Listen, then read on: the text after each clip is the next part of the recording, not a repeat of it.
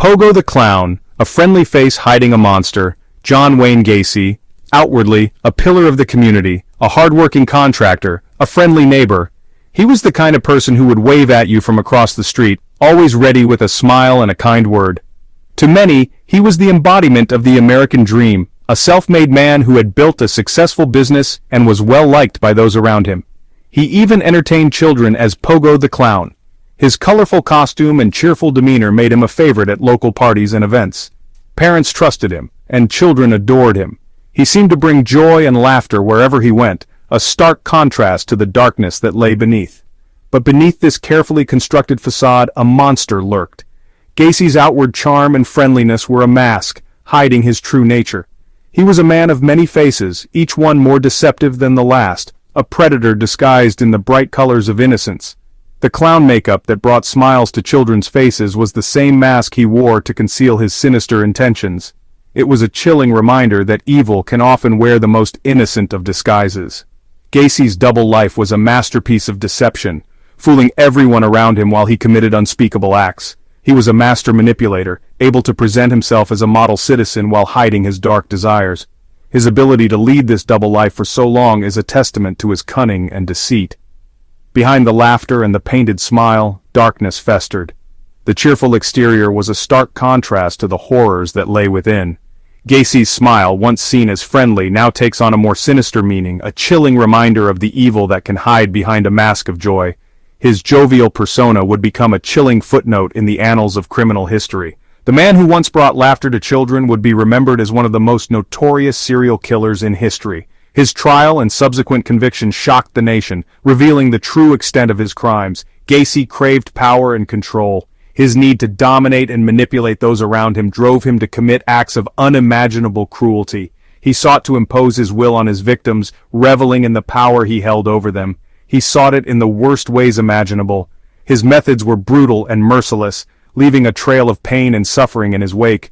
The dark alleyways and shadowy figures that once seemed like scenes from a horror movie were now a grim reality for his victims. His victims, mostly young men and boys, were lured to his home with promises of work, money, or parties.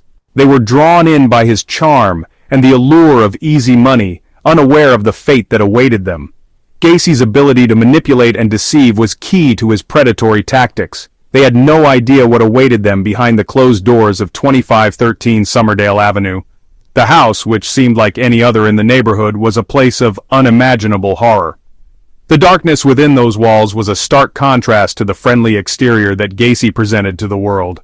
None of them could have imagined the horrors that awaited them. The fear and terror they experienced are beyond comprehension, a testament to the true evil that Gacy embodied. Their stories serve as a haunting reminder of the darkness that can hide behind a friendly face. Gacy's reign of terror would span years, his ever-growing list of victims a testament to his cunning and depravity. The investigation into his crimes revealed a pattern of manipulation and brutality that shocked even the most seasoned detectives. The evidence left behind was a chilling reminder of the true extent of his evil. The story of John Wayne Gacy is a stark reminder that evil can hide in plain sight. It can wear a friendly face, a welcoming smile. The mask of normalcy that Gacy wore allowed him to commit his crimes undetected for so long, a chilling reminder of the dangers that can lurk behind a seemingly friendly exterior. It can wear a friendly face, a welcoming smile. The mask of normalcy that Gacy wore allowed him to commit his crimes undetected for so long, a chilling reminder of the dangers that can lurk behind a seemingly friendly exterior. It can lurk behind the most unassuming facades waiting for the opportune moment to strike. The friendly neighborhood, the innocent-looking house, all served as the perfect cover for Gacy's heinous acts. It was a stark reminder that evil can be found in the most unexpected places.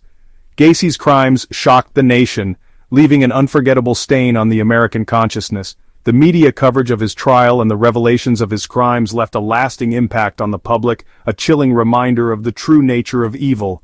His name became synonymous with pure evil. The moniker Clown Killer would forever be associated with Gacy, a chilling reminder of the darkness that can hide behind a mask of innocence. His crimes, a chilling testament to the darkness that can reside within seemingly ordinary men. The story of John Wayne Gacy serves as a haunting reminder that evil can often hide in plain sight behind the most unassuming of facades. The nightmare begins, luring young souls into darkness. This is the chilling tale of how one man, John Wayne Gacy, ensnared the innocent and unsuspecting into his web of horror. Gacy's methods were chillingly calculated. He meticulously planned his every move, ensuring that his actions would go unnoticed by those around him. He preyed on the vulnerable. He targeted the trusting. Young men who were simply trying to navigate their way through life, unaware of the darkness that awaited them. He would often approach young men at bus stops or in the street, offering them work for his construction business. His demeanor was friendly, his offers tempting. Many were teenagers, struggling to find their place in the world. They were looking for opportunities, for a way to make a living, and Gacy provided what seemed like a golden chance. Gacy offered them a lifeline, a chance to earn some money. He knew exactly how to exploit their hopes and dreams, making them believe that he was their savior. It was a ruse, of course, a cruel trick to satisfy his twisted desires. His friendly facade masked a heart of pure evil. Once he had lured his victims back to his home, the real horror began. The house, which seemed like a place of refuge, turned into a chamber of nightmares. Gacy would often ply them with alcohol or drugs, rendering them helpless.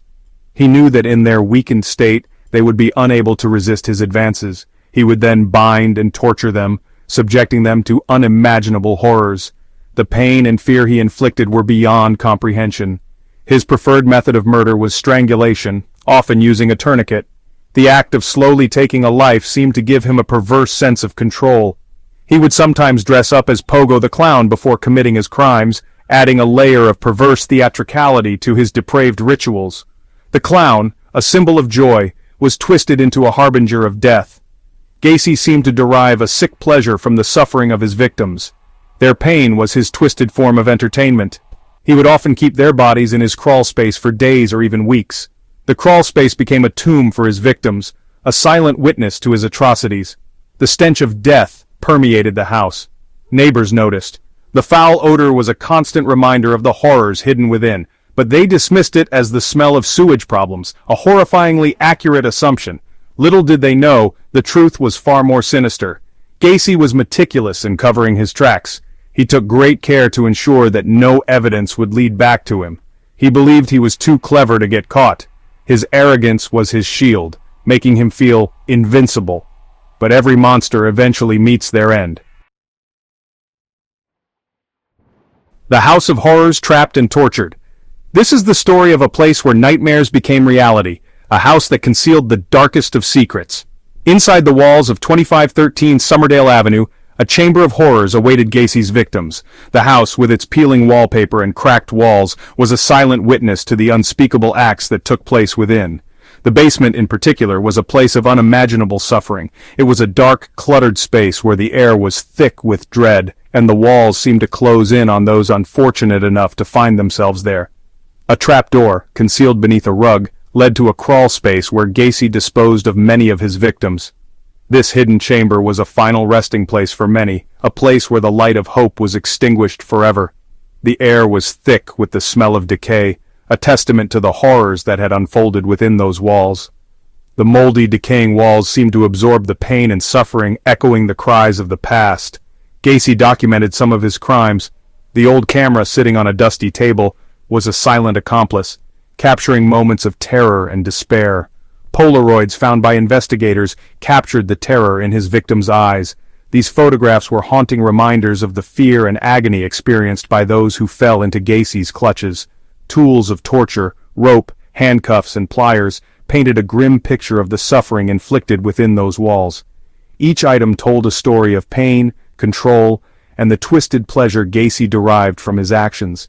The crawl space, cramped and suffocating, became a mass grave. It was a narrow, eerie tunnel where the remains of Gacy's victims were hidden away, out of sight but never out of mind.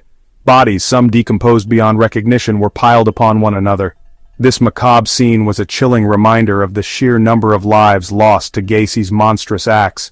It was a scene that would haunt even the most seasoned investigators. The discovery of the bodies, the overwhelming stench of death, and the realization of the horrors that had taken place left an indelible mark on all who entered. The sheer depravity of Gacy's crimes was staggering. He didn't just kill, he reveled in the suffering of his victims, taking pleasure in their pain and fear. He tortured, he humiliated, He broke the spirits of those he captured, leaving them in a state of utter despair. He played God with the lives of his victims. The power he wielded over them was absolute, and he used it to inflict unimaginable suffering. His house, once a symbol of suburban normalcy, was transformed into a macabre monument to his insatiable bloodlust. The broken windows and overgrown yard were outward signs of the darkness that lay within. It stood as a silent testament to the darkness that can lurk beneath the surface of even the most seemingly ordinary lives. The house, now abandoned, serves as a grim reminder of the evil that once resided there. Section 4. A Trail of Clues, the Police Close In. As Gacy continued his reign of terror, a trail of missing persons reports began to pile up. Young men, disappearing without a trace, their families desperate for answers. The police were baffled. They had few leads. Gacy, meanwhile, remained unsuspected. He continued to live his double life, hiding his monstrous secret in plain sight. However, the net was slowly closing in. A crucial break came in December 1978, when 15-year-old Robert Peast vanished after leaving his job at a pharmacy. Witnesses reported seeing Peast talking to Gacy shortly before his disappearance. This vital clue placed Gacy on the radar of the Des Plaines Police Department.